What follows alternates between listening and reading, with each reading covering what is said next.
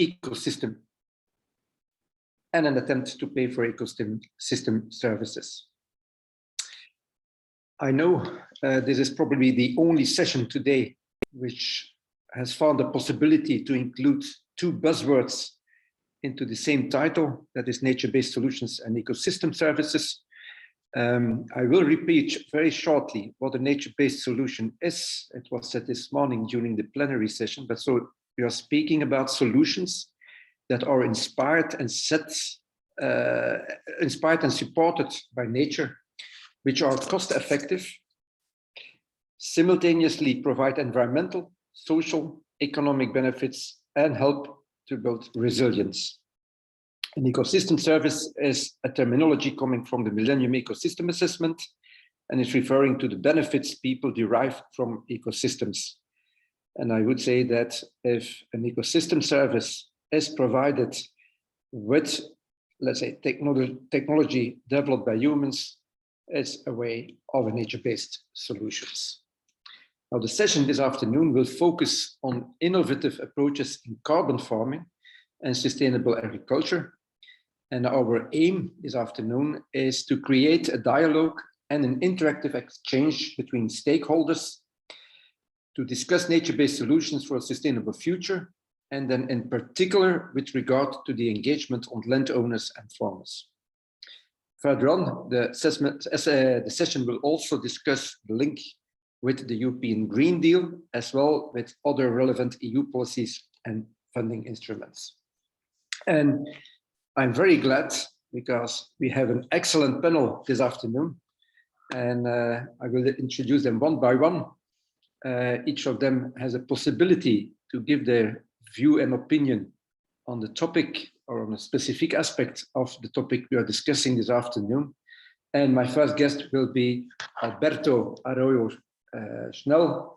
He is responsible for policy and programs at the European Regional Office of the International Union for Conservation of Nature, IUCN, and he has held leading positions on EU environmental policy for the past 15 years.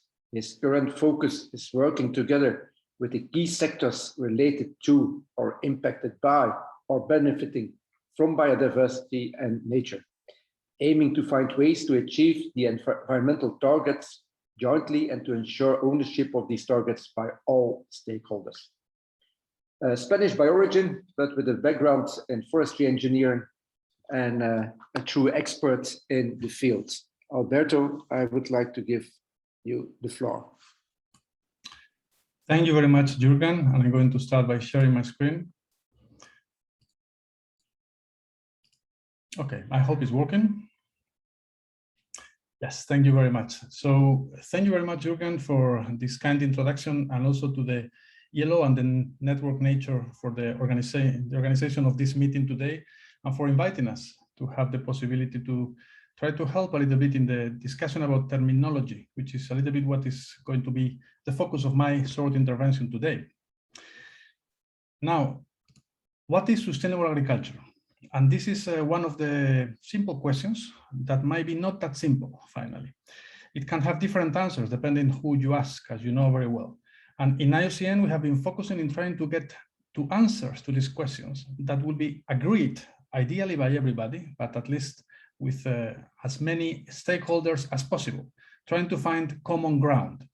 And for this purpose, actually, I have to say also thanks to the support of the Ministry of Agriculture, Nature and Food Quality in the Netherlands. In IUCN, in the European Office, we have been able to develop some tools and to help a little bit in this discussion. We have collected and disseminated some knowledge on approaches to sustainable agriculture. I will present in a short while a paper that will help also in the discussion about carbon farming, which is the issue today. And we have also convened and facilitated some discussions on sustainable agriculture with different stakeholders. Let me also highlight here in this context that last week, very, very recently, as part of these efforts, IUCN has also become a strategic partner of the Forum for the Future of Agriculture, which of course the European Landowner Organization is playing a fundamental role here.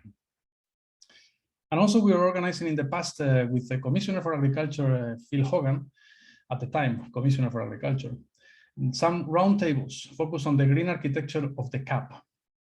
I'm only going to mention some words about this simply because it's an example of the kind of things that can help actually in this discussion. And I again come to the same also for the carbon farming discussion. These were 3 participatory meetings in Brussels where we brought together agricultural and environmental stakeholders. This is a setup that is not that usual for stakeholders that not necessarily all the time see all of them together in the same room, eye to eye, and not often have the opportunity to have frank, open, and active discussions with each other. The feedback of having these discussions and continuing with them in the future is very positive from participants, from high levels of the EU policy, and also from the national level.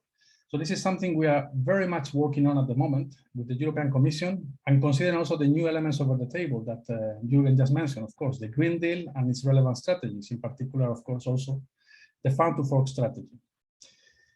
So this is what we believe, that it is necessary to advance in the debate about sustainable agriculture. And in this context is where I'm going to describe you the report that I was mentioning before on approaches to sustainable agriculture, which includes also carbon farming, and I will have a focus on that.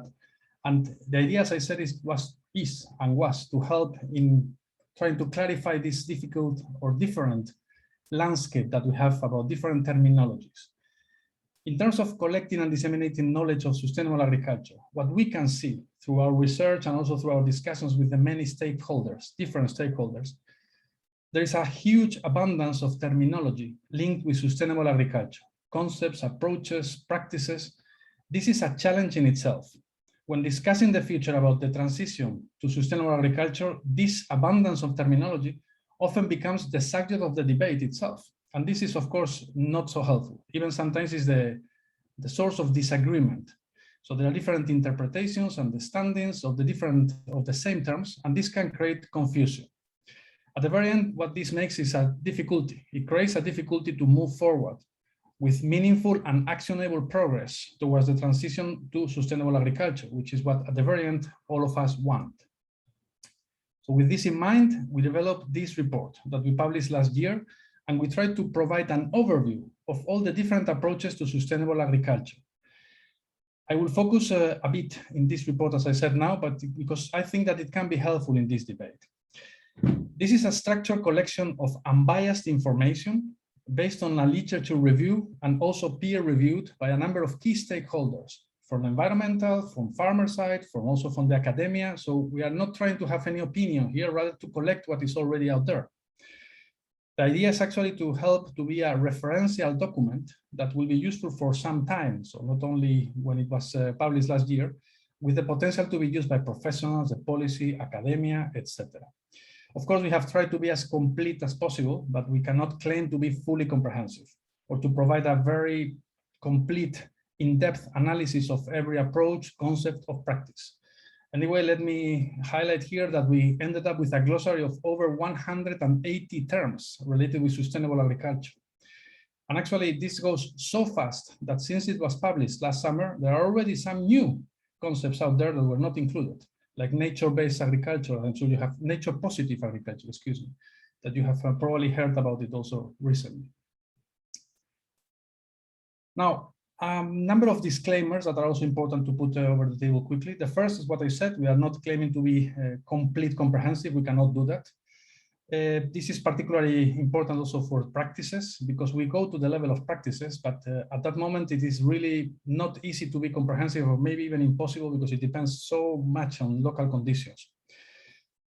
We also consider all aspects of sustainability, of course, economy, social and environmental issues, but we are focusing very much on environmental aspects here. Of course, we are from the IUCN, the International Union for Conservation of Nature, but also we believe, and I don't think that is nothing magic when I say that if it's not environmentally sustainable, it is not sustainable. We can say the same for other issues, but this is something that we were focusing on when we were developing this report.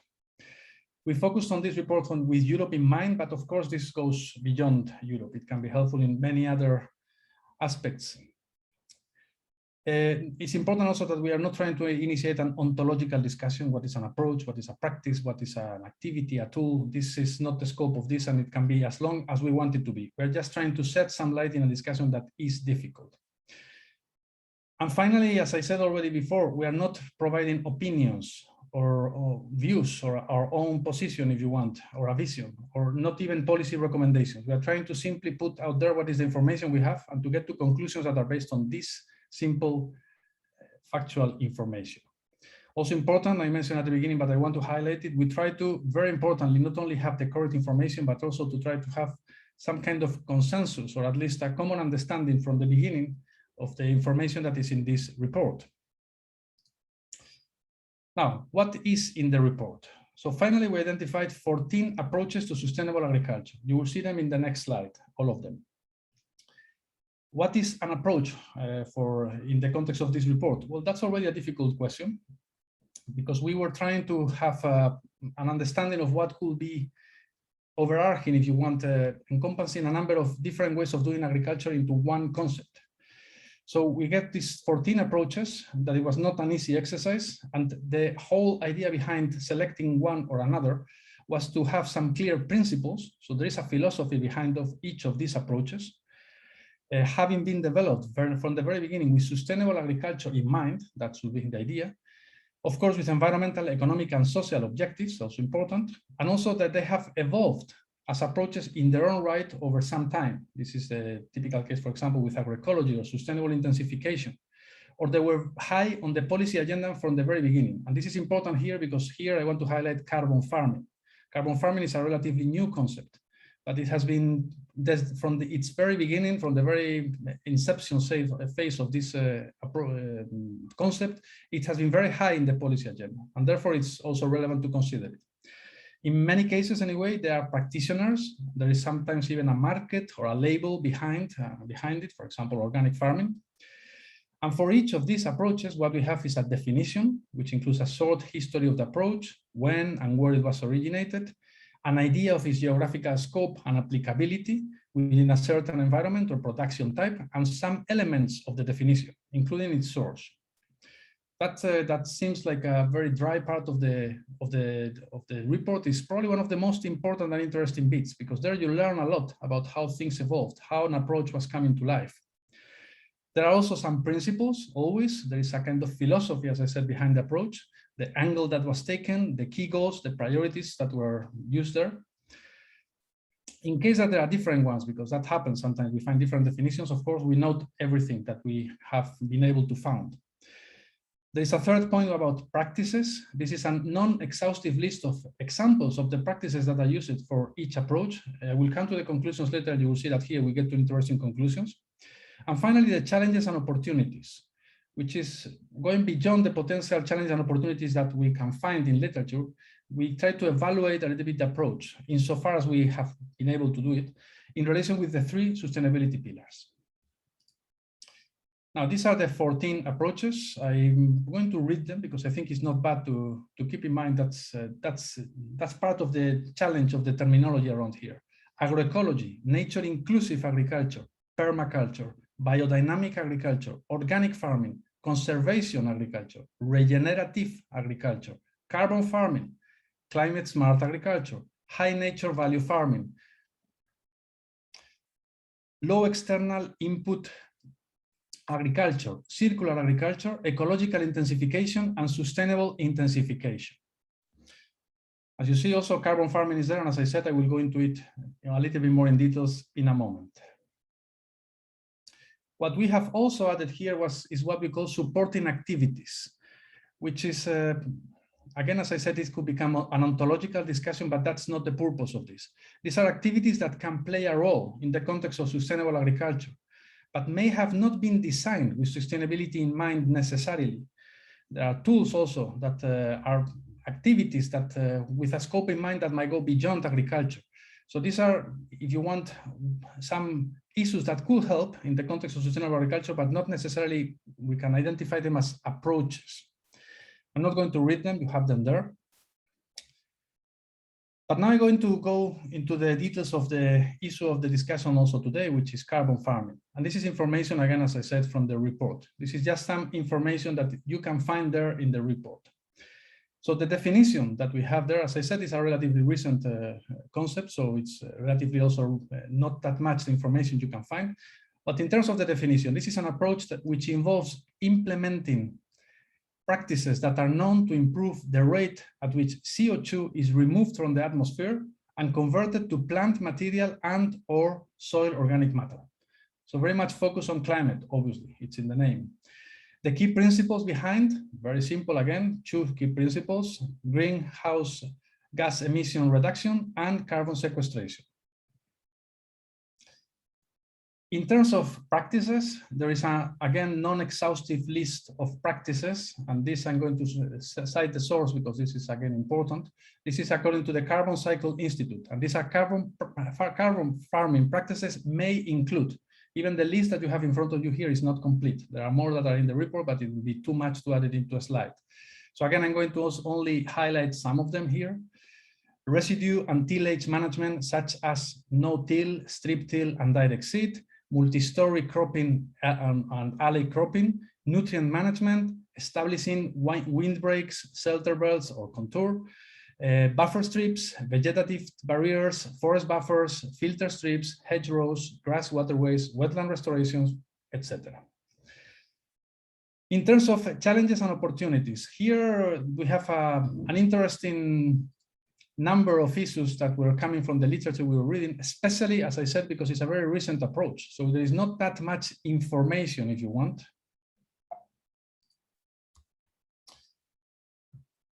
I'm going to read what we have here, and simply, again, I highlighted some of them. Measuring results can be challenging. That's one of the issues. There is a strong focus on climate, but not that much on biodiversity. And especially, as I said, there are many unknowns related with this concept. That this is a quite relatively recent concept. Now there is more information, of course, especially from the European side, by the way, the Commission and all the discussions that have been happening during the past 1.5 years.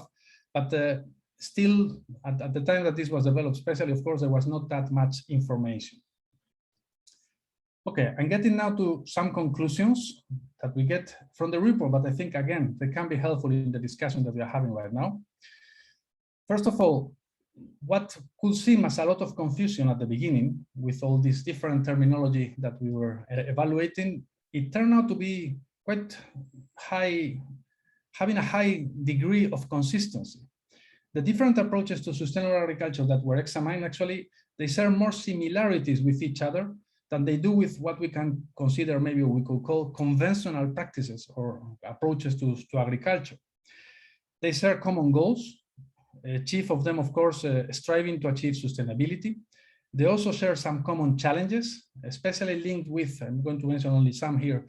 Of course, we can expect that cost and profitability, sometimes also scalability and uptake, and also, of course, knowledge.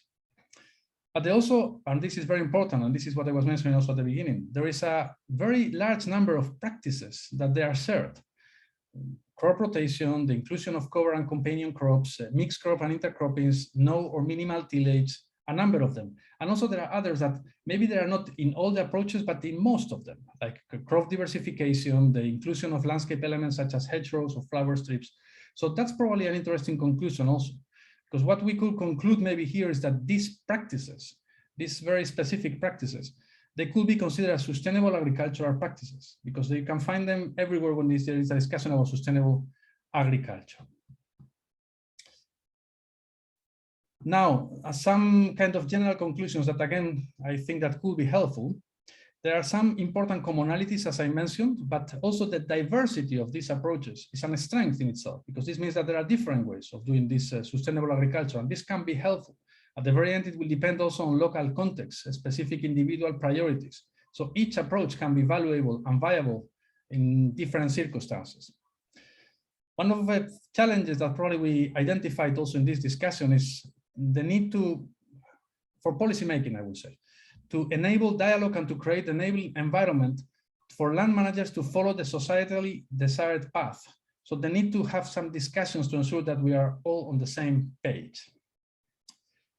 And to help anyway the choice of the approach, there is also a big gap that we identified that is related with the metrics. It's not something that actually we are the only ones saying this, but there is an issue in terms of the evaluation of the environmental impact or performance of the different sustainable agriculture practices or approaches. So I'm getting to the end, but just to mention that the report had a very good reception, which has been one of the most downloaded IUCN publications of the last year, by the way, and this is globally, which is quite interesting. As I said, it's a referential document for terminology. I think that we managed to get together all the information that is out there and put it in a comprehensive, but relatively easy to read way. And finally, if you want also in relation with the policy discussion, now there are the CAP strategic plans being developed at the very moment. Well, it sounds logic that sustainable agriculture should be the ones or the main practices or should be the focus of the support of these CAP strategic plans.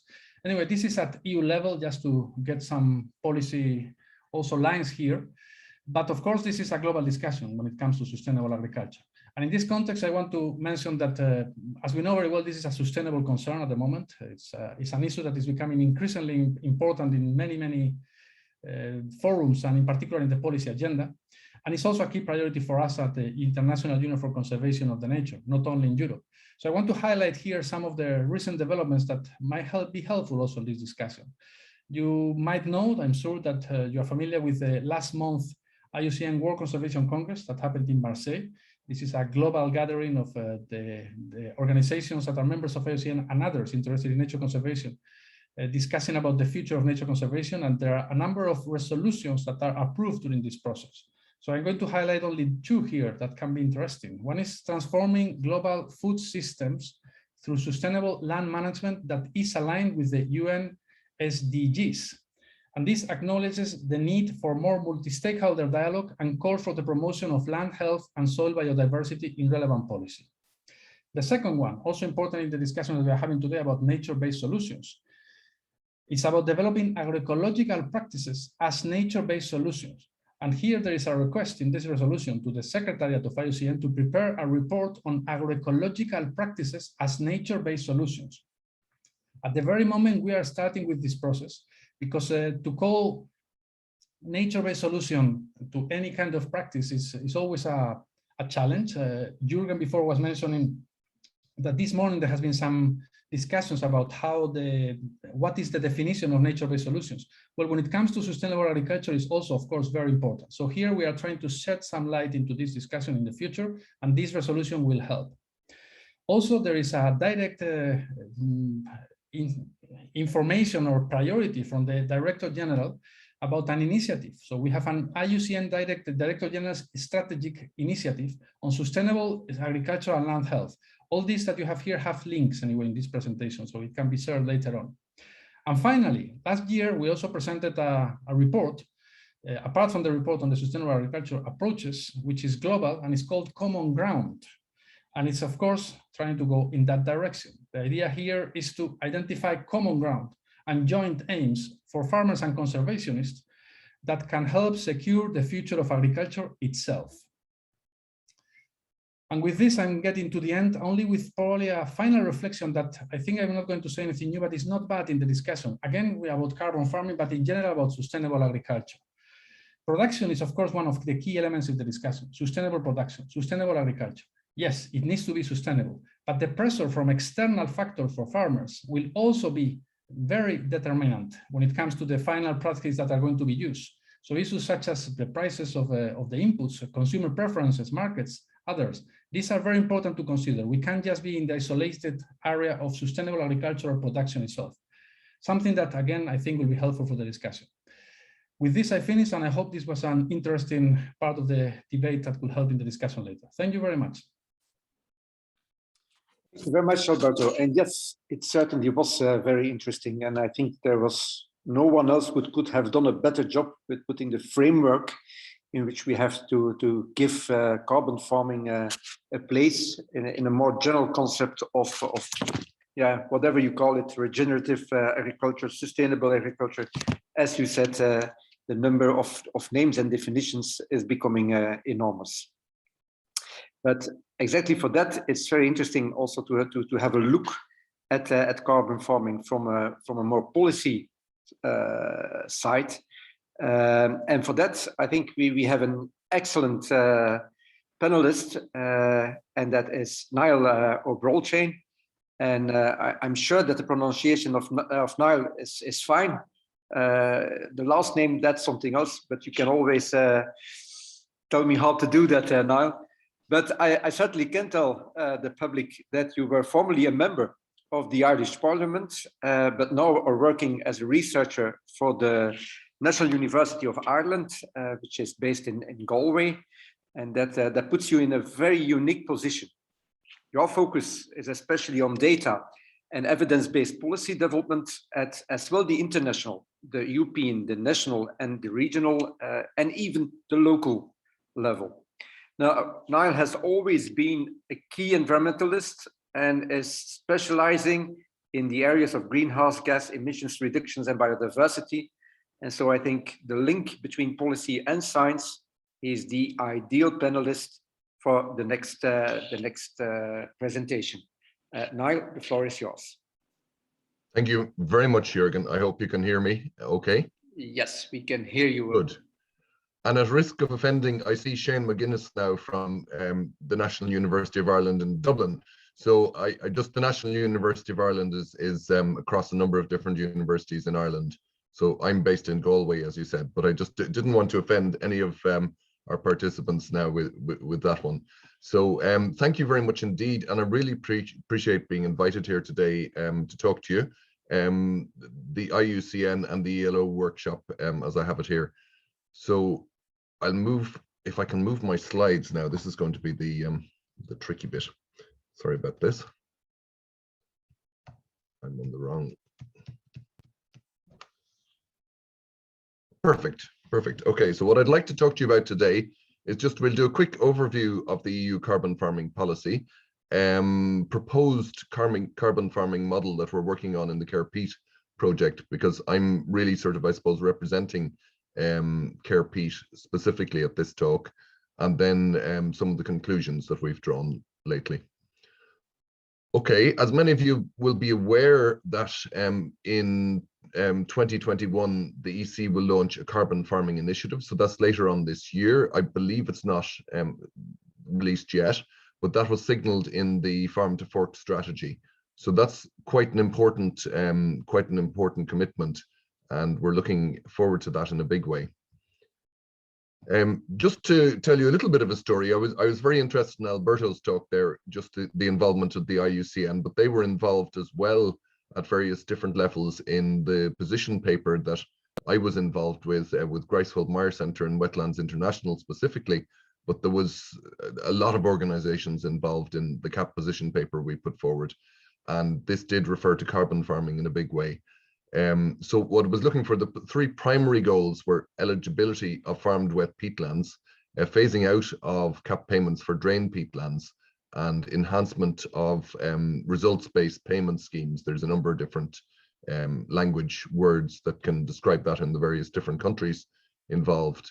But I was interested in what Alberto said about bringing together the Agri and the Envy committees, and indeed that's really the approach we all tried to take, and we certainly kind of crossed paths with the various different. I wasn't at any of the IUCN workshops, but many of the people I was engaging with were.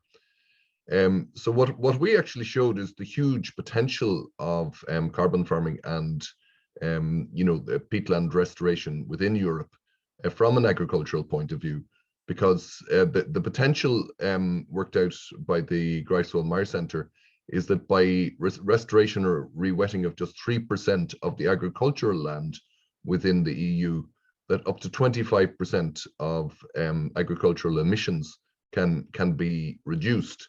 That's an enormous amount of emissions, and it's hugely important. And I think really, if you look at it, with the upcoming conference COP26 in Glasgow, I mean, if you're looking for what I would call low-hanging fruit, you're looking for opportunities to really push forward with early wins in terms of carbon.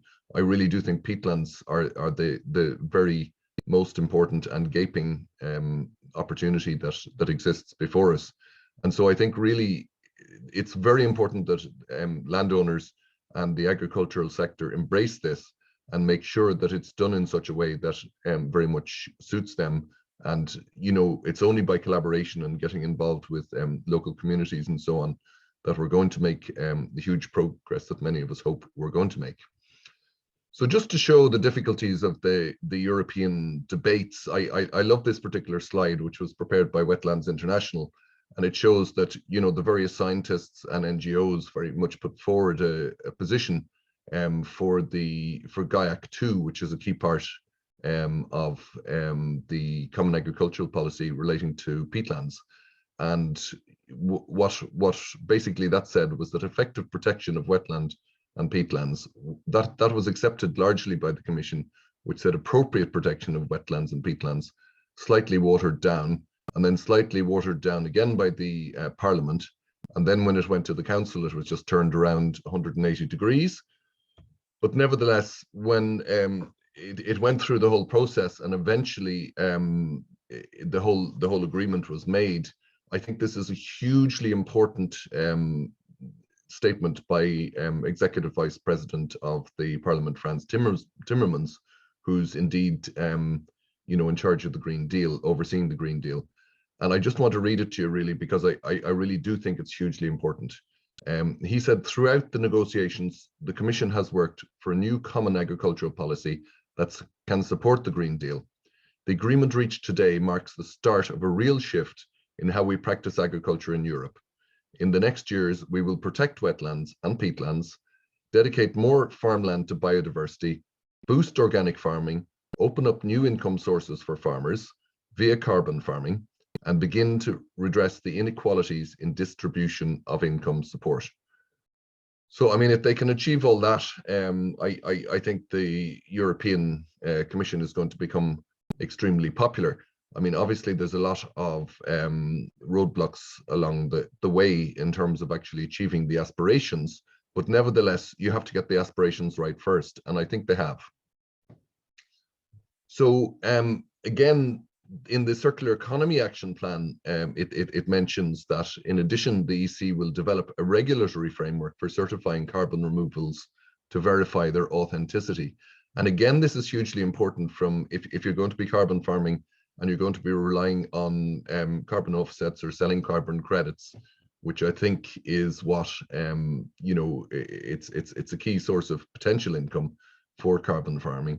If you're going to be doing that, you need to make sure that that everything is properly verified in a way that people can stand over. So this framework is potentially very important, and these are being developed in various different countries. In the UK, you have the Peatland Code. In the Netherlands, you have the Volta Verveen, the payment for peat system, and the pioneers, of course, with the Greifswald Meyer Center, put together I suppose a regional based approach to carbon credits. So, okay, the carbon farming model that we have tried to put together in the Care Peat project, I'll just give you an overview of that. Basically, the principles are that we evaluate pricing options for investing in peatland restoration, validation through discussions with farmers and stakeholders, and based on a hypothetical 1 hectare farm. And when I say validation, we're talking about validation of the model, not validation of anything else. So the basic assumptions are the farmer takes out a loan to convert from grazing livestock to peatland farming, that all capital costs are paid by the farmer, that restoration generates all claimable credits over the 30-year contract period, and there's a big debate about that. Obviously, it's now 2021. In theory, we're net zero carbon in 2050. So is it possible to have now a 30-year contract, or are we talking about 29, next year 28, and so on? Because obviously not all peatland is currently in the position of going into carbon farming or rewetting. So if we get to 2025, are we talking about a 25 rather than a 30-year period? Or indeed, is it possible that this could be extended beyond 2050? So there's a difficult policy question to answer. Anyway, the fourth principle is that the farmer sells directly to the buyer. So just briefly on carbon credits, I just want, for those, I mean, probably most of you know what carbon credits are and how they work. They work in many different ways, and there's two main systems. One is the, I suppose, the government system, and then there's the voluntary system, which is largely the system that farmers potentially could avail of. So a carbon credit is a unit of measurement, and it's 1 ton of carbon dioxide or equivalent. And the equivalent bit is very important because that's taking into account other greenhouse gases, such as methane or nitrous oxide. but it's 1 ton of carbon equivalent is removed from the atmosphere. So that's what a carbon credit is. And trade of carbon credits enables the buyer to offset greenhouse gas emissions and the seller to finance the changes needed to reduce greenhouse gas emissions. And just the funny little diagram here, it's just showing, you know, farmers who potentially re-wet peatland. They sell it to an airline as carbon credits, having got approved, you know, that the work is actually being carried out. The airline presumably charges, as some airlines are already doing, their passengers, you know, for the carbon credits, and then that money is paid back to the farmers for the work they did. So it's kind of, you could say, kind of a circular economy approach to it. Now, there's many other ways of doing carbon credits, and there's a big debate going on about whether it's appropriate to allow, you know, I suppose, negative things or unethical methods of burning carbon into, or putting carbon into the atmosphere in order to, you know, be offset by carbon credits. So the question is it appropriate that carbon credits would allow bad things to happen, basically? So just on with our model, this is sort of the basis of our model. It's still, you know, not complete, but we're working on it as we speak. And it looks at 7 different aspects: net farm income, replication, discounting, net present values, equivalent annual cost, required rate of return, and pricing packages. So this is just to show the indicative financial feasibility. And in the particular model we're doing, it's based on a carbon farm in the UK, and it showed that with an investment of £71,000 per hectare, that profitability, you know, comes quite late in the day. And just to show you further, profitability at roughly £420 or €495 is what we need to, the income we need to get per hectare in order to make it profitable. So that's quite a lot of money, but we're talking about very high expense. And in this particular case, spending that amount of money on the restoration costs, I mean, it's possible to restore peatland for a lot less money than 71,000, but we're talking about taking an agricultural field and turning it into a fully functional carbon sequestering bog within a 3-year period. Now, what they're showing is that that's actually possible to do. Traditional thinking says that it can take 20 to 40 years to do this, but in fact, they're showing that with intensive methods, it's possible to do that within the 3-year time frame. So just looking at some of the, you know, the farming, I mean, I'm not telling anybody anything they don't know in terms of saying that farming in the European Union is heavily subsidized, and just showing, I mean, cattle farming at the moment is unprofitable completely. In fact, it's loss-making per hectare if subsidies don't exist. So as of now, carbon farming doesn't have any subsidies. Obviously, it's still, you know, of more value than cattle farming based on the figures from the more futures data that Greifswald-Meyer compiled, the average income from various different schemes. But nevertheless, you know, with subsidies, it could very well be the second most profitable type of farming available to people. And obviously, the land we're talking about is generally not good quality land. The figures for the other types of farming here are very much based on average, you know, they would include peatland, but that's only a small area of land. I mean, it's also including top quality land on mineral soils and so on. So in conclusion, the EC is to launch a carbon farming initiative to reward climate friendly practices. That is imminent. I hope they haven't launched today now.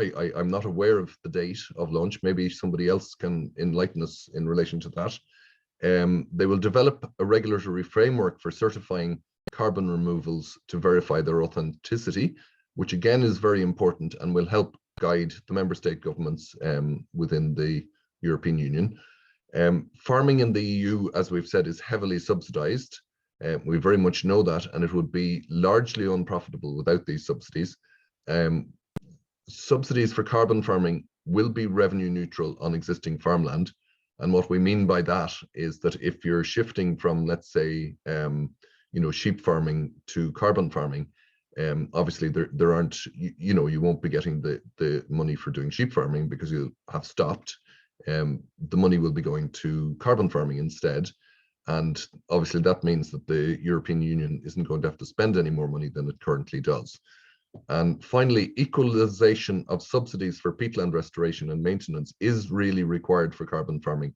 We had looked at it from a point of view of maybe it wasn't necessary to provide subsidies, because subsidies obviously are something that are not maybe not the future in terms of farming, but nevertheless, in terms of equalizing things for the current setup, we feel it is important that some level of subsidies happen. Now, obviously, there's the results-based payments in Pillar 1. There's different types of subsidies, of course, but we're talking for general sort of carbon farming in this case. So that's it. Obviously, there will be no questions at the moment. I think we're talking to all the panelists first, but anyway, I'd be delighted to discuss things later. Thank you very much. Thank you very much, Niall. After we got a general framework from Alberto, you gave us let's say, a view on the policy framework on carbon farming. I would say time to put things into practice. And for that, we have invited Mark Roziers. He's a former director of the research department of Belgium's largest agricultural organization. But today he's a senior consultant to some of the major agricultural companies, including an advisor to the Colruyt Group on how they can support sustainable agriculture. But he's also a senior advisor of the European Landowners Organization in the field of sustainable agriculture, and then with a very strong interest in carbon farming and trying to put things into practice. Mark, floor is yours. Thank you very much, Jürgen. I will first share my screen.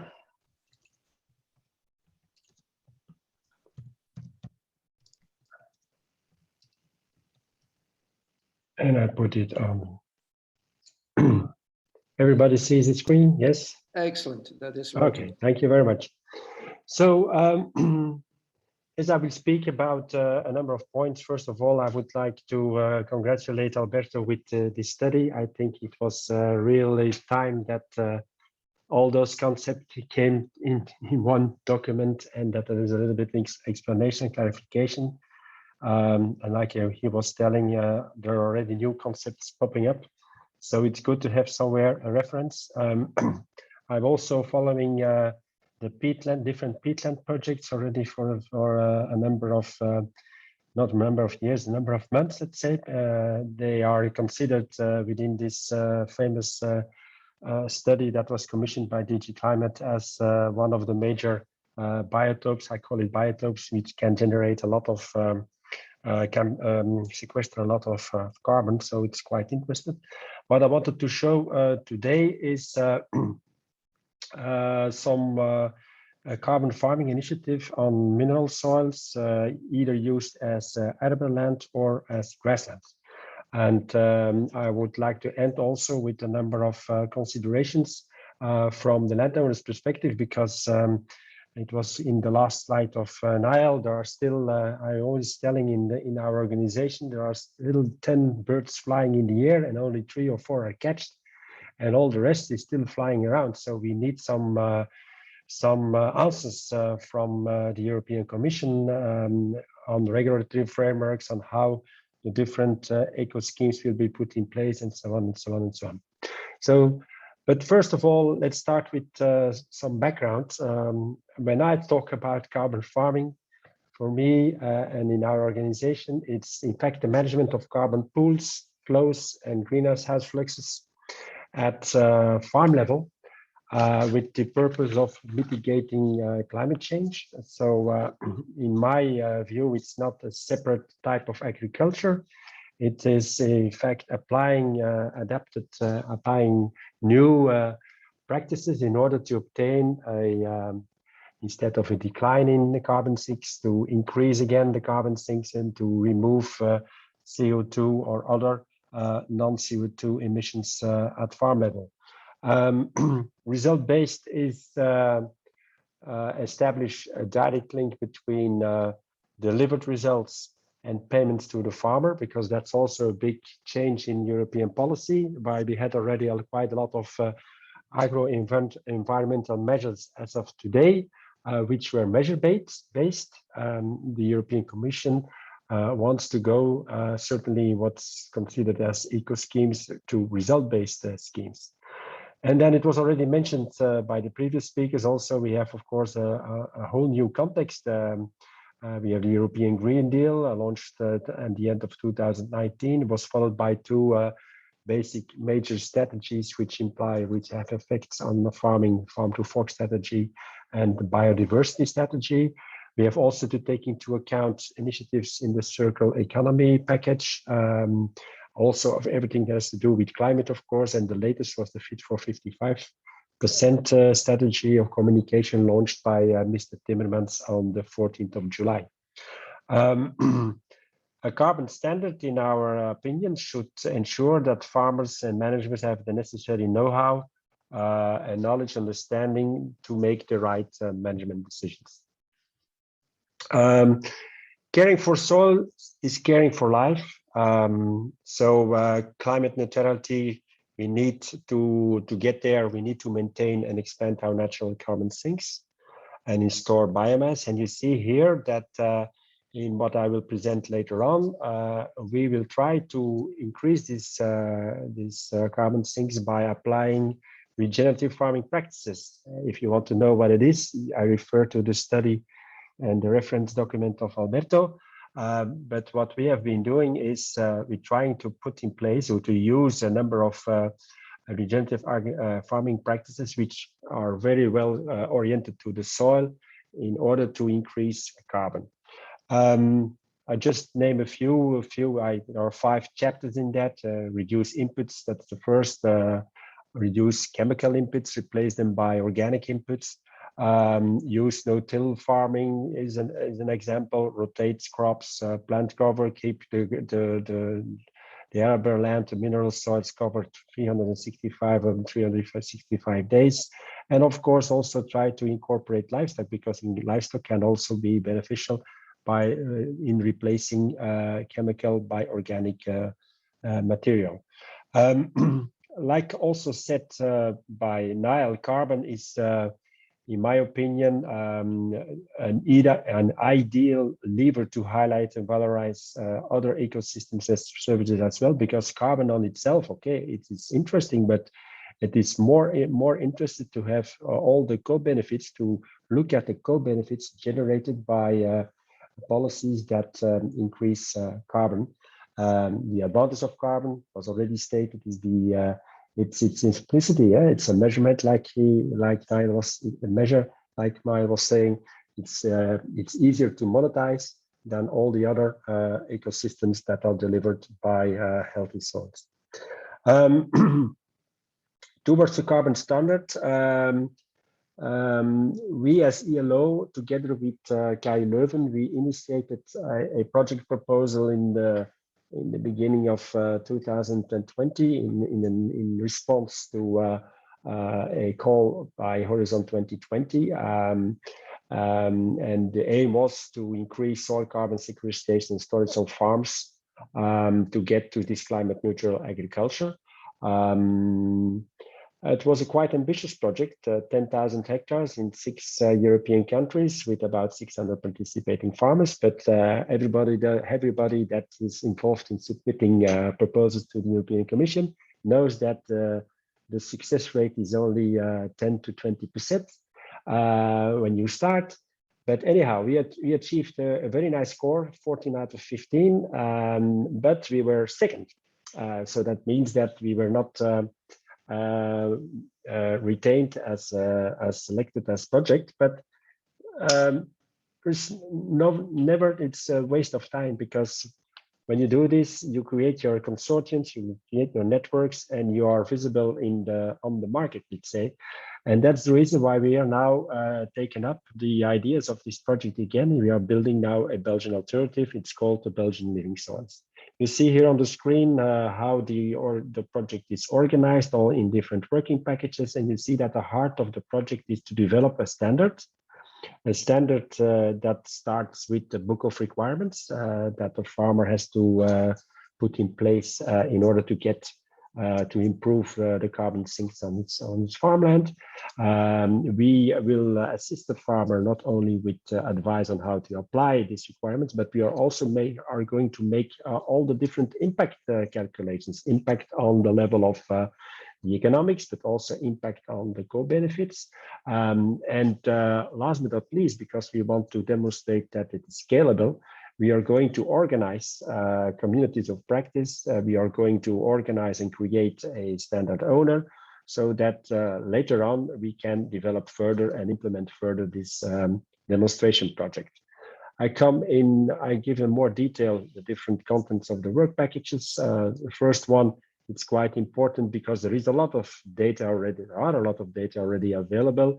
We work in Belgium together with the Belgian Soil Services. They have historical data on carbon evolution of quite a lot of parcels and fields in agricultural in our country, and you see that that's figures that come from them. 50% of arable land and 52% of grassland soils have really below carbon content, so they could do much better. And so when we introduce the new management practices, we could store CO2 and reduce emissions for like you can read together with me for 0.3 till 3.4 tons CO2 equivalent per hectare per year. So it's quite worthwhile to invest in those type of initiatives. In the number 2 working package as the core of our project, there the idea now is to scale down. So in the bigger project, Belgium counted for about 1,000 hectares. We took this 1,000 hectares once more on board with 80 farmers, and for the rest, everything remains identical. We are going to use a standard that already exists, that already delivers verified carbon units, which are tradable on voluntary markets. But of course, this standard is developed within the framework of Verra. Verra is an international sustainability accreditation body, which secures the integrity of the system, which follows up the measurement, reporting, and verification of the system, and which hold the register of all the emitted verified carbon units. That's in fact they play the role of central bank in the monetary system. When we issue a carbon credit is the same as issuing money, and so they give the trust and the necessary guarantees that the money that is emitted is trustworthy. So this is quite important, and that's the reason why we have chosen for the moment this type of organization, and we want to put this type of standard in place. Of course, it has to be adapted to the local Belgian situation, and that's in fact a major task within this working package, is to make it to adapt it to the local circumstances, in order that it is applicable and it can be deliver the results that we expect. How is this in practice? I'm not going to take too much time there. A farmer will be asked to deliver a number of data to select these parcels. Once that's the first three steps, then he has to plan his regenerative agriculture practices. At the end of the first season, he has once more delivered data, and that goes on for 3 to 4 years. With all those data, Indigo in this case is going to modelize the removals, calculate the removals of CO2, and also modelize the sequestration of CO2 in the soil. Then it will be verified. Once it's verified, it will be certified and by Verra, and then it can be sold off to third parties. That's the way it works. The other working package is 3 is also quite important. Like I said in the beginning, work package 2 is the core, but work package 3 is the package that is going to calculate all the impacts, the cost benefit analysis at farm level, the factors influencing adoption of carbon farming, the feasibility of incentive schemes, and also all the co-benefits, biodiversity, nutrient leaching losses, climate resilience, water retention, and so on. So we have the idea to put all those, because you can develop a number of parameters, a number of indicators to follow this, to monitor this. And there is now a new buzzword the last few months, that's the scorecard. And the scorecard, we regroup all those type of parameters. It will start with a baseline situation, a 0 situation, and then after each year of working or each campaign season, agricultural season, we can update this scorecard. And so it's not only interesting for the farmer because he can see what's his evolution, but it's also very interesting for its clients because the potential clients can also use this in their communication. What are their clients, the raw material processes, and the guys who are using the ingredients of those raw material processes in their food products.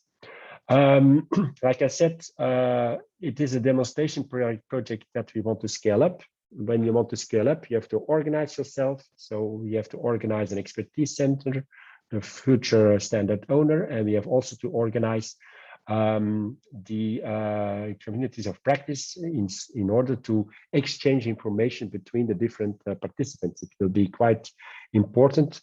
The best ambassador for a farmer is his colleague farmer, where he can get necessary information to realize the application of the new techniques. And finally, it's also one of the objectives of the project is, of course, communicate this to a wider audience.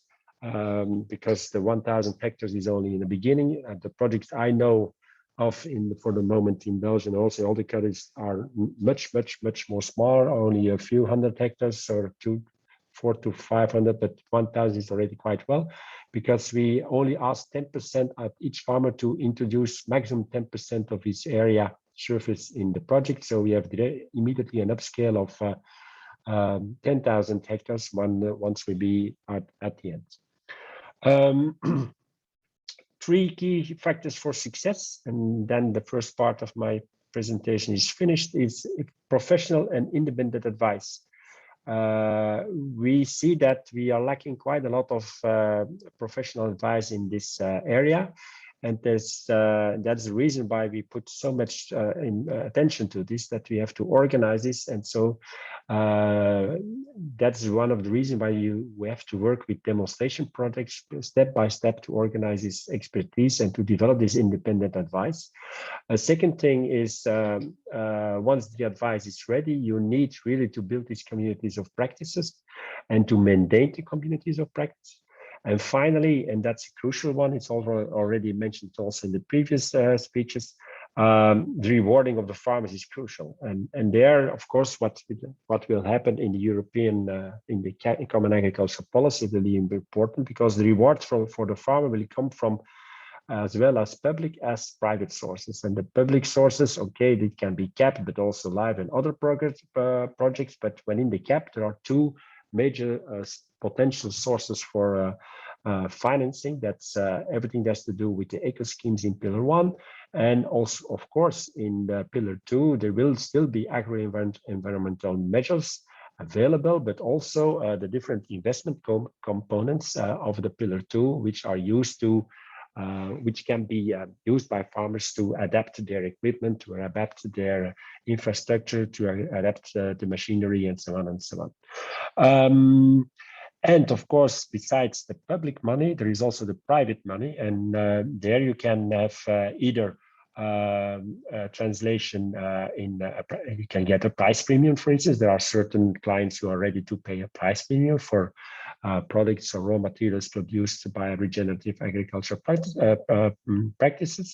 I call it an instant approach, but there is, of course, the sale of the carbon credits, which can be used in offset approaches. But before we are there, and a demonstration project is of course taking risks, because the environment in which we are, the framework where we are working is not finished yet. There are some very nice ideas, and of course there is already a formal agreement on the cap, but even the cap has to develop further in concrete and application regulations and so on. Here I just put this new support system, which will be put in place from the 1st of January 2023, where you see that first of all the Commission is going to increase substantially the general compliance rules. That means that the conditionality requirements will be increased. You see this very clear in the picture. And then secondly, on a voluntary base, a farmer can subscribe to one of the eco schemes, and carbon farming, amongst others, is one of the eco schemes that member states can develop within their national strategic plans. And this is of course going to happen. This is happening today. Every member state is asked to develop its national strategic plans and to submit it to the European Commission by the end of this year. So all member states are now developing the framework which will allow them to subsidize from the 1st of January 2023 different eco schemes.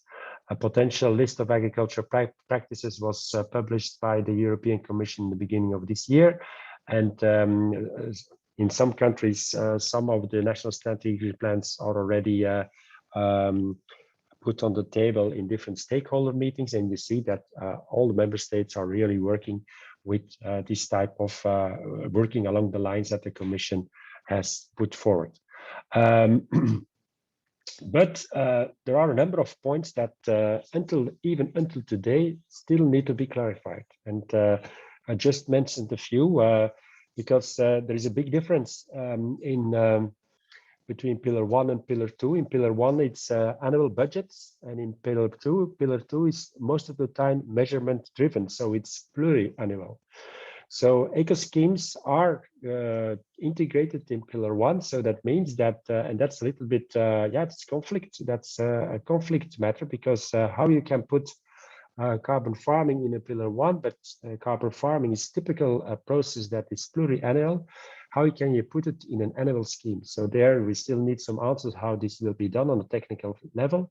Also, in Pillar 1, it's closed end. That means that you need to deliver your result by the end of the period, and there is also a limited budget line for each measure that has been put in place. That means that if there are 10 farmers to enroll and the budget is already, I exaggerate, if and the 11th wants to come by, the risk exists that the budget is already completely taken up.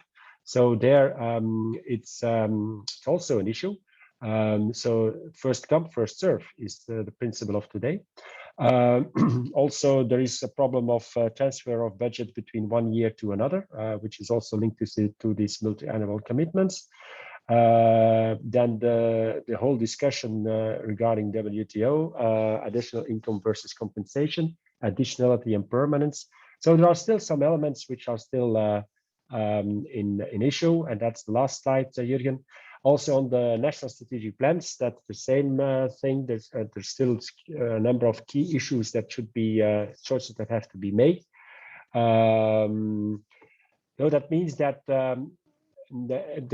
before we can really speak about a farming carbon system, the Commission has to come up, like Niall was saying too. They promised it by the end of the year. We hope it will come. This framework is absolutely necessary. And we asked them also as ELO that the Commission would speed up this communication, because it would create the necessary certainty that we need to develop these demonstration projects further on the field. Thank you for your attention. Thank you very much, Mark. You have tackled a number of things, going from the carbon farming standards over certification, over the development of a carbon market and the key factors to make that successful. Also the need for a regulatory framework. I have at least the impression that we will need in this process quite a number of advisors. And connecting advisors to boost interactive innovation in agriculture and forestry is exactly the specialty of our next panelist, Carmen Avellaneda of the I2 Connect project. She's highly experienced in European financing and project management and monitoring in energy, environment and life sciences, but with a clear focus on sustainable development. She has worked as an administrator at the EU Economic and Social Committee. She was managing director of the Energy Agency of Avila in Spain, and she worked as operations manager and project officer at the European Commission's, more specifically, Director General Europe Aid.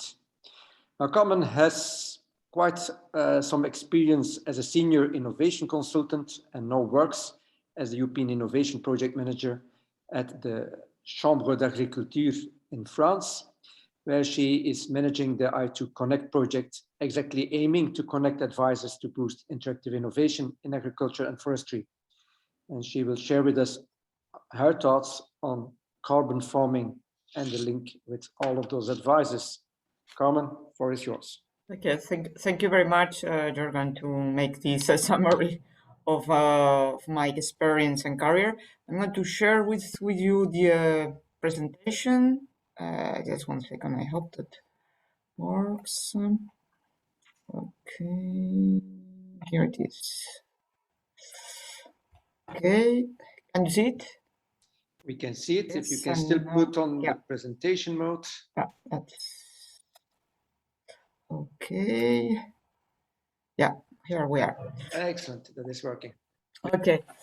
So, well, thank you very much to have invited us to this meeting. We were just we were not aware of that. It was just opportunity a couple of days before, and well, in connection what you have been said, I'm going to try to explain a little bit what we are doing in I2 Connect. You will find things that goes a little in line, and things that, well, are just particular from the project, but which is normal.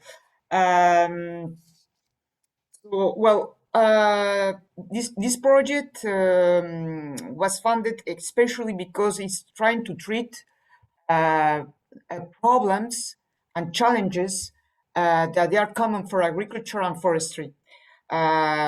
We all know there are external constraints, climate change, demography, new ones that we got even when we started the project. So COVID, the health situation, food security, etc. I mean, we have a long list of things. There's also internal conditions. This is what we are trying to analyze and to present in this project. The personal circumstances of the farmers and the foresters and the local context. So we are also taking care of human beings. So it's the connection with advisors and with the farmers. I will explain a little more later. We are in the project. We are trying to explain that happened at shift from a linear knowledge transfer to interactive innovation. What we are talking about linear, which it's just a top-down approach, as you know, where knowledge is just produced by researchers and is basically transferred to practitioners via advisory service in our case. In this case, well, the level of adoption of innovations remains low, and recently has been presented, well, recently in more than 20 years ago, has been more presented cases like bottom-up and with innovation approaches, which also shows that there is a dissemination potential that remains limited. So what we are proposing in the project is to overcome these limits. So top-down up and bottom-up approaches, which are not sufficient. And that's why we are proposing and working towards a more participatory and multi-actor approach. And this is what is called, and I will show other definitions. We have a lot of definitions, interactive innovation. So there's practical knowledge and innovative practices that are co-created with various actors, multi-actors, farmers, foresters, advisors, researchers, people working in the public, in the private. So it's really, really large. There's also another point that is a critical point, that's increase and speed up innovation at local level. So, well, in Europe and in Brussels, we talk about the general things. And sometimes when you listen to farmers here in France, they tell you the real problem they have, which is sometimes is the same in other countries, but sometimes it's not the same, and even in the same country. So it's I think it's important in our project. We try to tackle that and to involve and to propose activities trying to tackle this point. The last one, it's the point of a lack of trained advisors and facilitators. Yeah, there is advisors, depending on different countries. The advisors are independent, or they are more institutionalized, like for example in France. But in certain cases, they are not up to date of what is needed. So, well, this is another point we try to tackle here. Our objectives, the general objective, just one second, yeah. So the general objective, as I try to explain, it's fostering the roles of advisors in interactive innovation to support the transition, productive, sustainable, and resilient agriculture, including forestry. Of course, we really need to go and to take into account what's going to happen in the common agriculture policy. They have to need to be aware of what's going on national and European, and what the farmers need. So there's a connection. The specific objectives basically are skills, the role of advisors, and the creation of a network of advisors. We are meaning in Europe, because in fact, it's really difficult, and this is what the European Commission wanted with this project, to identify advisors, farming advisor, an advisor working in agriculture and in forestry. Even more complicated in forestry. We are more focusing in agriculture, and the Commission wants to include the forestry. So that's basically the specific objectives. As I tried to explain what was interactive innovation. There's not only one definition. I mean, this is a concept that was more or less launched by the European Commission, but there's a lot of literature in Germany, little less in France. But so in fact, interactive innovation is a process in which this complementary knowledge that it's just shared, and it comes also working together. So there's a lot of co-creation and a lot of practical knowledge and innovation practice shared. It's really cross-cutting issue. So that's, we are not just dealing with carbon farming. That is, it's huge. That's why this project is large. Networks are the principal enable mechanism and structures to put to make possible this interactive innovation, and that's the problem. I mean, we have networks, we have social media, but it still is not enough. So that's the reason also of this project. Just a little bit about the project. I tried not to go really in deep of each work package because, well, you will be perhaps completely overloaded of information. But so the framework we have in front of us for I2Connect is just so 60 months. So we have almost 5 years. We are now in the second year. Well, considering that we had COVID, and this project is a lot of interaction. There's a lot of meetings that we couldn't do in face by face, and that's the added value of the project itself. Anyway, we are trying to catch up and trying to make things possible. We have 24 partners. The EPCA, so it's the French Chambers of Agriculture, is it's the coordinator, and you see we cover most of the main stakeholders in farming and in agriculture, and as I said, less in forestry. They are less represented in the project. I will say that here the focus is, as I said, it's the advisory services. So the advisor, the role of advisors, but the role that they and the task and what they are doing and the support they give to farmers. We have to. This is their main role.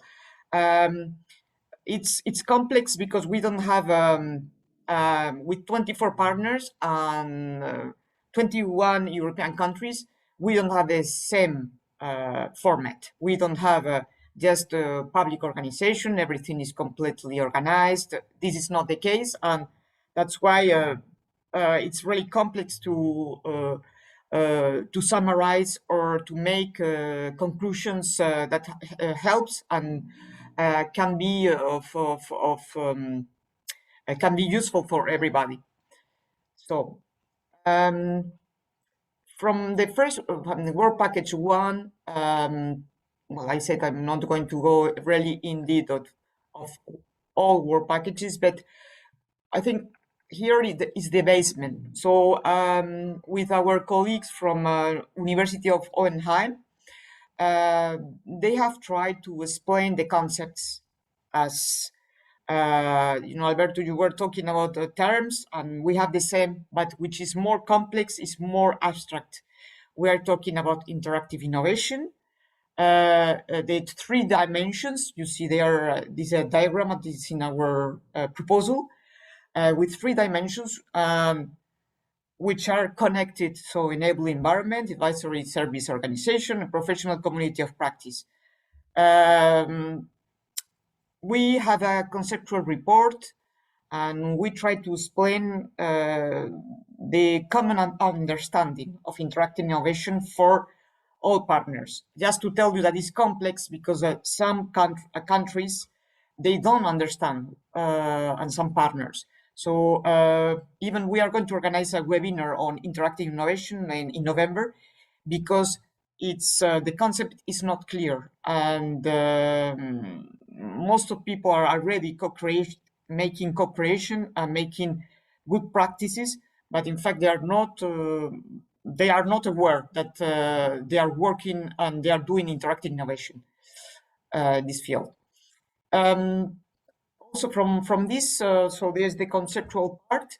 There's another component, very interesting and important, that it's in our project, that is to expand and update the ACIS inventory reports. So there's 27 well, I don't know if I will explain. So ACIS, for the ones that you are not aware, it's the Agriculture Knowledge Innovation Services. And in fact, in the EU regulation on ACIS, within the Common Agriculture Policy, there is articles there, Article 102, that talks about modernization. And there is a need of describe the organization setup of the ACIS by country, with the combined organization and the knowledge flows between persons, organizations, and institutions who use and produce knowledge for agriculture and interrelated fields. So in our website now we have this updated, because they were already developed in the ProAkis project, and so we have reviewed each of these reports, which basically are country reports. And after we have the inventory, which it covers the whole Akis country reports. So it's very interesting because it makes the mission, make like a picture of what's happening and what's going on in each country, which are the main organizations working in advisory services. If they don't have, it is just basically independent. So I think it is a very interesting piece of information of this the project, which is now available. Even it has been requested by the Commission to cover a new Akis reports that they were not existing before: Croatia, Switzerland, Montenegro, and Serbia. So I think one that is just missing now, it's well, Montenegro has to be reviewed, and Romania, it's just lagging behind, but we have to produce. So that's this is the inventory report. We are still making analyzing all the information. Is just a Bible. It's a lot of information that from there we could also develop the rest of activities and tasks in the project. There's a third thing, important task, also requested by the European Commission, but DG Agri, that is to develop an operational advisory service database. I think it's really complex. We have, this operational data is now working, so it's operational, but the thing is that you have the link there if you want, also you are advisor and you want to register. But now the problem that we have is that we really need to communicate that this database, this advisory service database, exists, and to identify those advisors who are the target groups that we need them to register in the database. That is really, really complicated, because we are the partners, 24 partners. We have linked third parties, and all of them, they know that we have created this database, so the tool. But after themselves, they have to make a national communication and also local to gather all this information. Until now, it seems that there are like 40,000 advisors working in farming, from different categories, so freelancers or public or employees. But the Commission is unable until now to know who are these people. So, and also the organizations. So this is really challenging for us. We are in the second year. Now we arrived to have the tool there. But now we really need to cover that. We have, there's a lot of pressure, and there's a lot of people, DGs and the research executive agency, they are putting a lot of pressure on us.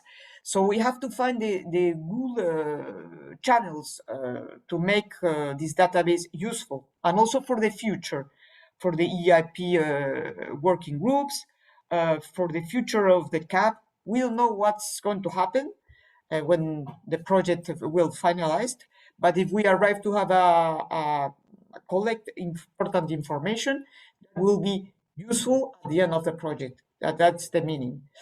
There's more things in the project. It's really we have a lot of tasks and deliverables to produce. There's another task that is the identification of the innovation advisor competencies, qualification needs, We have also the University of Hohenheim that it's working on that. They have produced their own work and methods, and the main result is a report that is also, I think, available in our website, a repository of required competencies of an innovation advisor. It's complex because it's, as I said, it's European. So we need to find a definition that it helps and it's understandable to everybody, and also the competencies. So, well, this is work that is ongoing, and we'll have a lot of webinars and probably working groups to go more in detail. Then the fifth point, it was one of the reasons that I think that they contact us in your parallel session. If we in I2Connect, we have already identified good practices of interactive innovation. Well, in fact, this is one of the work packages. It's a work package 2. We have iterative sessions. The first session of selection of practical cases was last year, but we got a few cases that we really need to, I think we really need to wait for this year and next year. And well, the definition for us of good practice is I2Connect, as you see. It's just the first one. Basically, they are actions that where there is evidence showing a contribution to success in practical innovation cases involving advisors, farmers, and other actors. So this is very simple. When we talk about innovation, we have a lot of cases. When we talk about interactive innovation, it is more complicated. As you see, well, here it's our picture of a complexity that we try to explain in the project. We have the good practices of innovation that we will gather in I2Connect, which are not the only ones, but the ones that we will receive, because we sent, it's like, how to say, it's a call for proposals that we sent internally. There's no funding, it's just a competition. And from that, we will get good practices of innovation, mainly linked to the partners, but not only from the partners, from linked third-party partners and the ones that are interested. And with that, we have just selected, so we have until now, so we got around 18 good practices identified from 70 practical cases, and we could divide the type of cases in the yellow ones, so skills and competencies, activities, enabling environment, structure and governance, and communication. We have, for example, from enabling environment, I'm not going to go really in detail. We have, so the column on the left in green, we have selected projects that they are creating an enabling environment. They are in brackets, in fact. And we will make a catalog of these cases, because for the moment, as I said, they are good cases, but they are not the best ones. Some of them, they make clear that they create an opportunity to learn from other successful practices. For example, they create an environment to enable advisories to create a build-wide network. They integrate farmers in research and experimentation. From structure and governance, we have diversity among different actors in projects. Yes. Carmen, if you can finalize within a minute. Yeah, I think I have to. Oh, yeah. Thank you. So, well, as I said, these are cases, but the best will be, I think, to wait a little, maybe 6 months. So we will complete the selection of cases this year, and also to check our website. Skills and competencies, okay, communication. Well, here is the part of the training programs, but I'm not going to really go in detail because I don't have much time. So apart from the identification of good cases, we have training programs.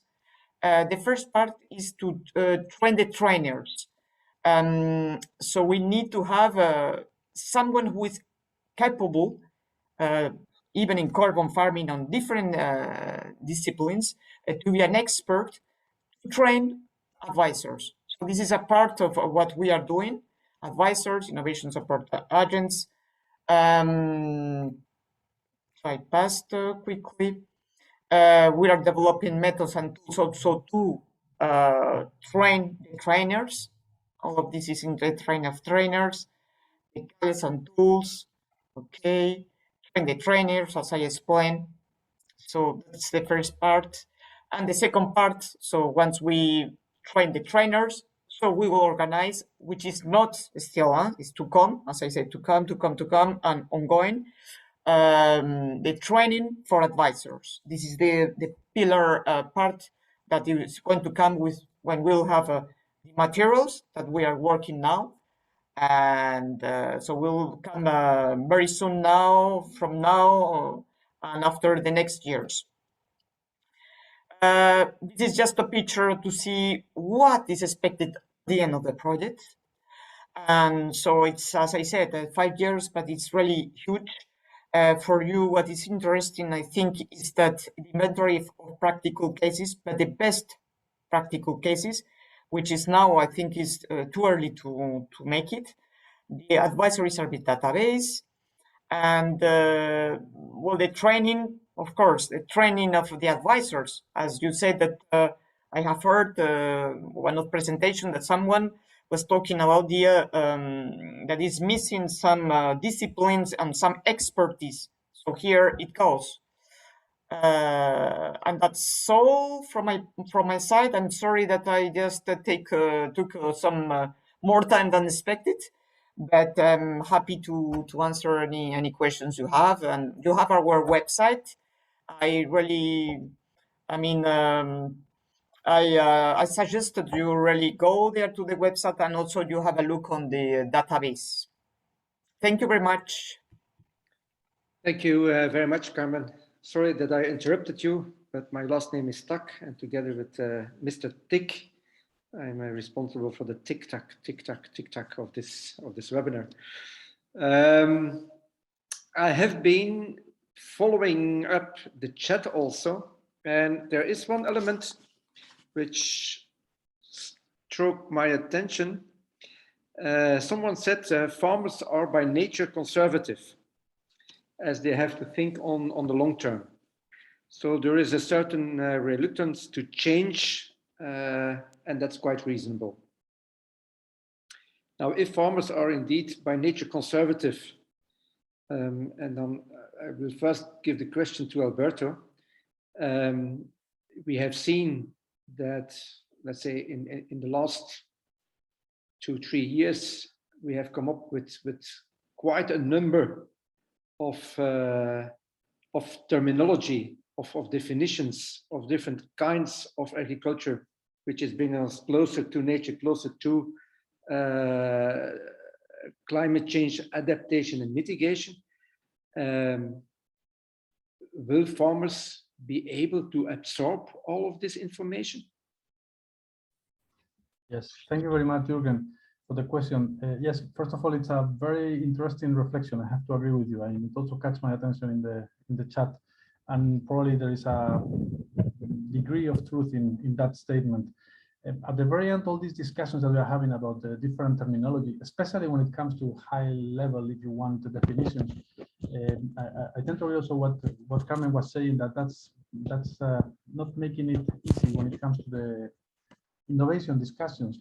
So for me, and actually it's one of the conclusions I was already mentioning, it's much easier when we reduce everything to practices, to things that are really understandable, to things that are really practical, that they can be implemented. And actually, by the way, this is also an easier way to implement policies, because in that moment we can really attach some support or not to certain practices. So this is setting a direction. This is much easier to understand for farmers, and also in terms of the discussion. In terms of the conservative approach, well, there will always be a challenge probably here, but if we try to reduce it to specifically what is better or not, and of course attach to it some kind of information of why, I think probably that will be much easier than to speak about, I don't know, nature inclusive agriculture or carbon farming or things like that that are more abstract. Thank you.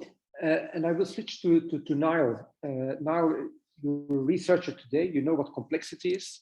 You have been a member of parliament in your country, so you know that you need a good story to explain to your voters how things are working. Is that still possible, or is complexity in agriculture in general becoming so large that it's becoming more and more difficult to explain to farmers what they should do? Well, I think, as they say, the art of politics is that everything is possible. It's the art of the possible, I think, is one thing that people use to describe politics. And of course, what you have to be able to do is to explain things in as simple as a way as possible.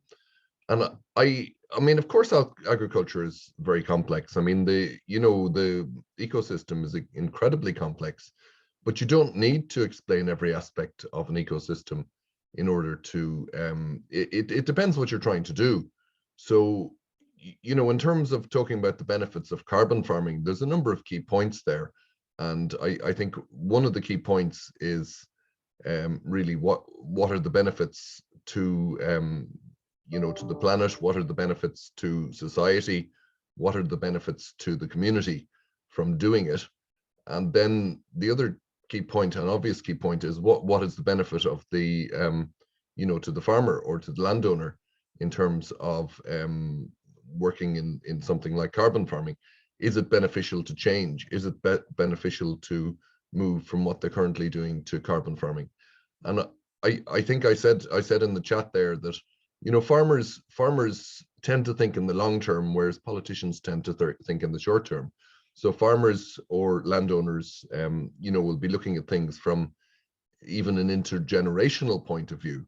So I think the art of communication really is to see it from the point of view of the landowner or the farmer, and to try and design systems and policies that are suitable to convince people that there's enough certainty about the future in order to make an investment or a change in land use worthwhile. So that's really, I suppose, the framework. I could go on about this all day, but that's not actually going to help things. I mean, I think, of course, in answer to your question, of course it's possible to sit down and discuss these things in a calm and rational manner. And if it's a two-way conversation, I think it's very much possible to convince people, so long as there's a goodwill on both sides. There's always goodwill from landowners, really. There's generally goodwill from governments, but sometimes they have other priorities in other directions. So, but if there is goodwill, I think anything can be achieved. I agree that there certainly is goodwill, but let's say it sounds as it's extremely easy to bring on the message to the farmers and landowners. But if I heard from Carmen, right, in total 40,000 advisors working in a farming environment. So that gives an indication that things are indeed getting more and more complex. But Carmen, I would say if there are 40,000 advisors within the European Union, even choosing an advisor is becoming complex. What advice would you give to a farmer, to a landowner? How are they able to pick the right advisor out of that vast amount of 40,000 advisors? Well, that is, it's a good point. I think the aim of this database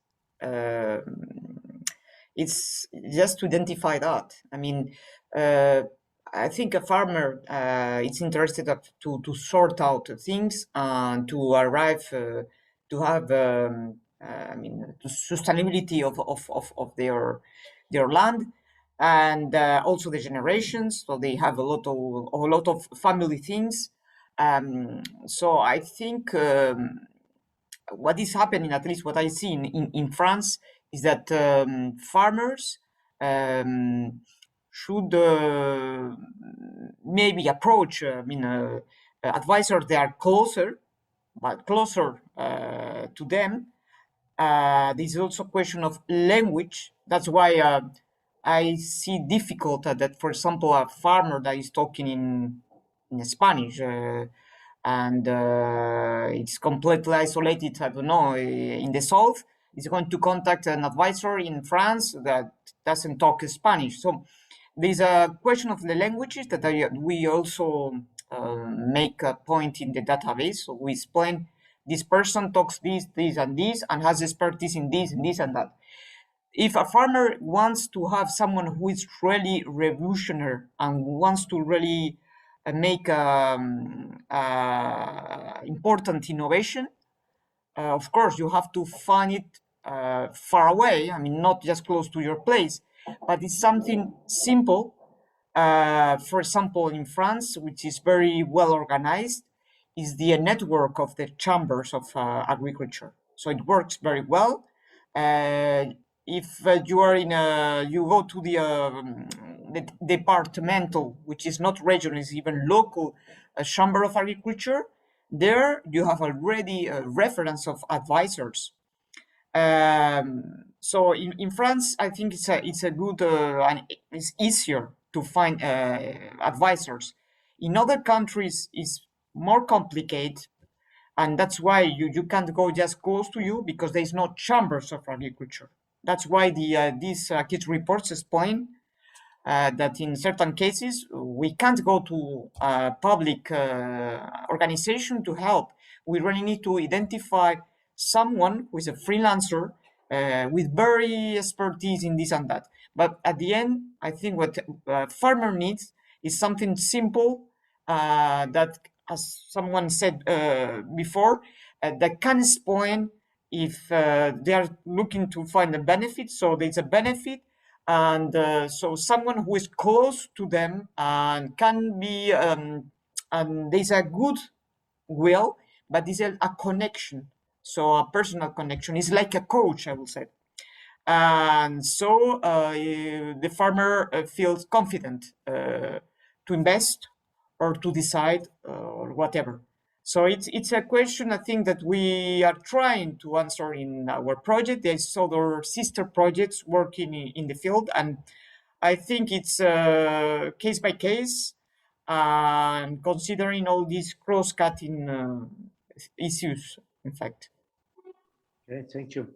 Mark, you are one of those 40,000 advisors, but you were speaking about standards, about certification, about carbon markets.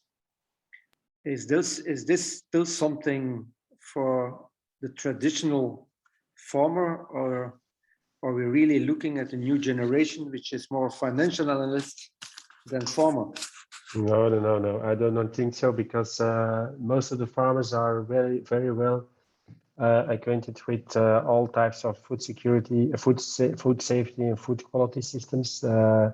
Quite a lot of them are already certified for the food law in all types of certification systems. They know they receive every year controls, so they are used to that. And in my opinion, a carbon farming standard is just another book of requirements that comes on top of it. That's the reason why we developed this project in Belgium. We said, okay, we are not going to reinvent the wheel. Those organizations who are standard owners in food safety and food quality systems exist.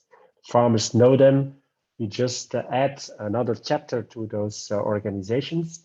But I fully adhere to what Carmen was saying. What we are lacking today is not the expertise in how to manage those standards and how to audit this and how to explain this to the farmers. What we are lacking is expertise in regenerative agriculture practice, in the practices that are going to result into a better management of the soil. And there in Belgium, I know only the Belgian situation, Carmen, sorry for that. There we have a number of institutions that are very well known by the farmers, and that's one for me the main element of that should be important for the farmer is the credibility of the party that is going to present these new techniques. If it's best of all, it comes from the let's say the bodies that are used to advise to them. And in Belgium, for instance, of course we have 2 regions, so we have everything in double. But when I look at Flanders, you got an applied agro science body who is translating the academic science into applicable practices at farmers level. And then we have in Belgium also specific crop-oriented bodies who are translating these general practices then towards the specific crops. And then we have in Belgium, like in other countries, agro-services either within cooperatives or agro-services within the raw material processes, or even further downstream in the food chain, agro-services in the ingredient business. So there is a lot of expertise. What I thought I've read, Carmen, perhaps you can correct this. If I'm reading the farm to fork strategy and everything that is also set within Common Agricultural Policy, the European Commission has the intention to develop criteria to start criteria to categorize all these different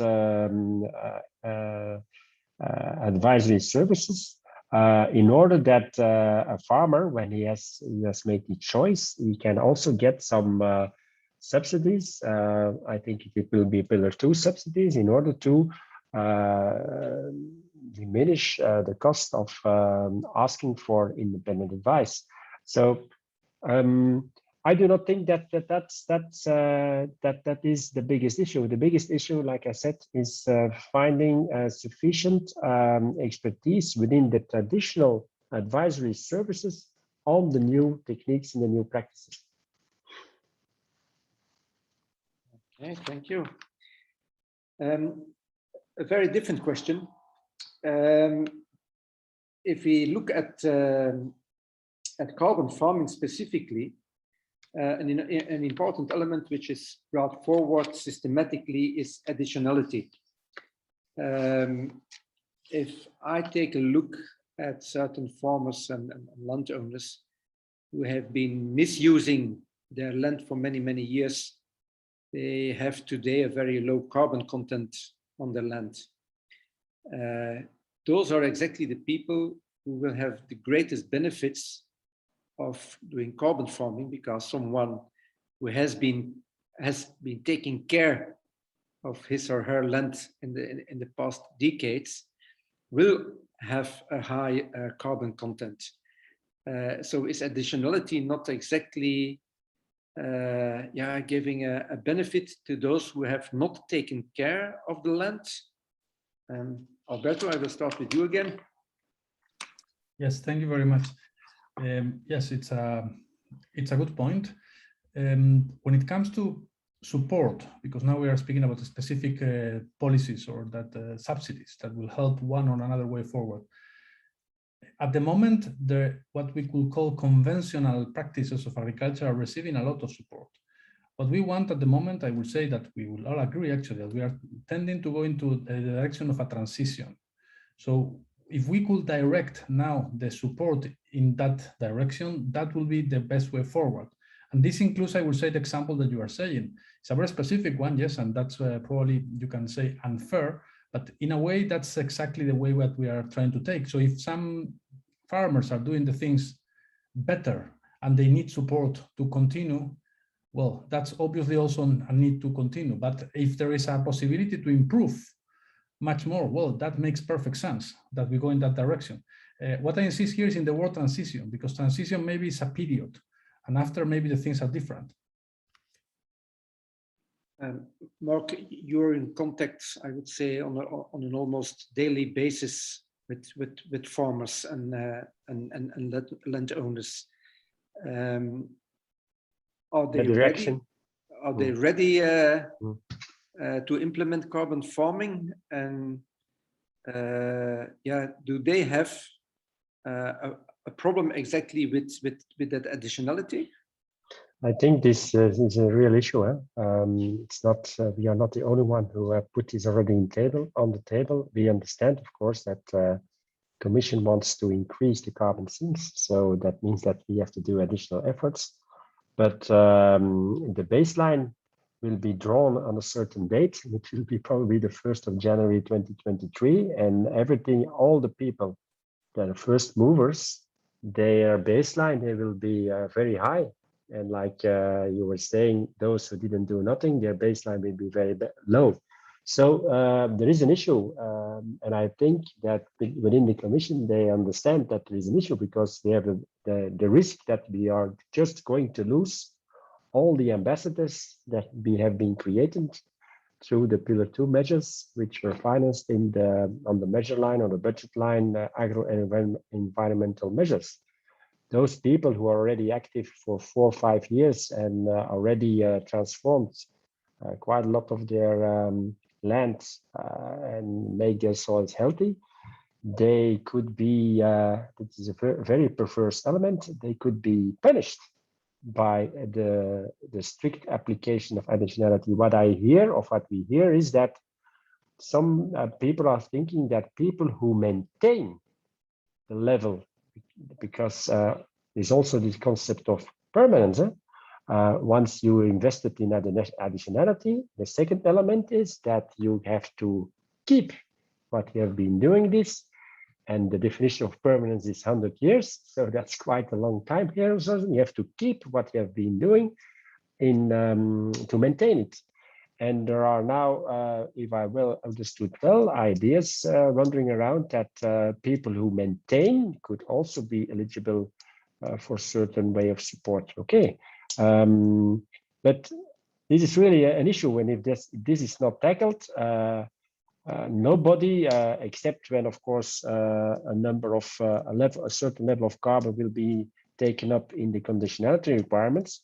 But today, all those actions are voluntary actions, and if a farmer doesn't get his equation right, you cannot forbid him that he reverse the situation where he was working on. So that's in fact the challenge that has to be resolved in the next few weeks or months. Thank you. Last question, because I have to keep an eye on the time.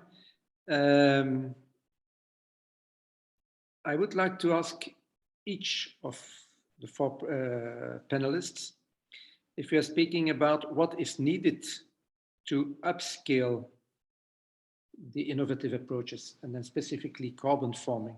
If you would get, let's say, 1 sentence from me, what would you say is the most urgent need to make a success of carbon farming? Niall, can I start with you this time? Sure. I thought that last question was very interesting, but I'll answer the new one. I think the key things are in order: a framework at EU level, which they're putting in place, frameworks to be developed at national level, which needs to happen. Not every country is necessarily ready for those. I think there needs to be supports and infrastructure put in place for the different farmers, the different landowners, and so on. It's not just a case of just saying off you go and it's all going to happen. And indeed, talking about I know this is more than 1 sentence, but anyway, I'll just finish. So the supports, there needs to be a certain amount of training for advisors and so on. And then finally, it does need to be financed. Let's be honest about that. So that's it. But there are only 2 kind of people who are not able to put things in 1 sentence, that are scientists and politicians. And since you're both, it's forgiven. Carmen, what do you think is needed to upscale innovative approaches like carbon farming in 1 sentence? Yeah, I think it's just giving or empowering advisors, whatever. If we have a strong advisors and networks, they could share knowledge. So that's, I think, it's lacking now for different reasons. Thank you very much. And what is the advisor saying as an other, or what is he giving as an advice, Mark? The right rewarding mechanism, and when you speak about rewarding mechanism, you need also to have the funding, and to have the funding, you need the framework Niall is referring to. Okay, and Alberto, you have had the time to think about, so you should be able to do it in one sentence. Yes, and actually, I don't want to repeat what the other said because I would have said some of the things that I said, but there is one that is missing here, which is the metrics. I mentioned it already. We don't have a proper way to understand what is the impact and what is the benefit. So that is also something to be tackled. Okay, thank you very much. Now we are coming to the end of this session. Let's say a couple of things I have been writing down is what have we learned in the last 2 hours. That's first of all that within the general framework of sustainable and regenerative agriculture, that we have a lot of terminology, and that the terminology in itself is already a challenge. And I think IUCN has tried with its report approaches to sustainable agriculture to reach a consensus on at least 14 approaches towards sustainable agriculture. Carbon farming was one of those. And there too, we see that there are quite a number of challenges, but also opportunity. I've learned that, let's say, just as with biodiversity, that diversity could be a strength, but at the same time, it's also a challenge for policymakers because they will have to enable a dialogue with the farmers and the landowners. Within all of those possibilities, carbon farming has a place. It is having its place also in the agriculture policy, including the common agriculture policy. And let's say I was especially surprised to see that with the rewetting of only 3% of the agricultural land, that we would be able to reduce agriculture greenhouse gas emissions with 25%. But at the same time, an indication that setting up a carbon farming project or a carbon farming scheme within Europe could be indeed very beneficial towards climate change. But on the other side, we have seen that if we want to implement it within the agriculture community, that we will need standards, that we will need certification mechanisms, that we will need a carbon market, that we need a regulatory framework. And so, yeah, that still a lot of things have to be realized as well at the level of the European Union as at the level of the national strategic plans, where they can make the link with the eco schemes and where they can play a very important role towards implementing carbon farming. But I think it's complex, it's complicated. So our farmers will need assistance. And we have seen that, well, 40,000 advisors working in the field of farming already all over Europe to support our farmers and landowners. I would say make use of them, even if you have some difficulties to make the right choice, which one is going to be able to solve your question. I hope at least that we have been able to solve a number of the questions of our audience and that we have contributed a little bit to the debate. We are closing this session. There is still a plenary session starting at 4:15. I'm inviting you to also participate on that one, but take care. That one is making use of another web link. And if things have gone right, you probably will find the necessary information on this link in the chat, and that is indeed the case. I would like to thank my panelists for their time, for their experience shared, I think for excellent presentations and a good discussion. Thank you very much, and thank you our audience at home before the screens, because retelling stories without you being there would be absolutely nonsense. So thank you very much for being with us this afternoon, and hope to see you within 15 minutes in the plenary session. Thank Good you. afternoon and Bye-bye. goodbye. Good afternoon. Thank you very much. Bye. Thank you. Bye-bye.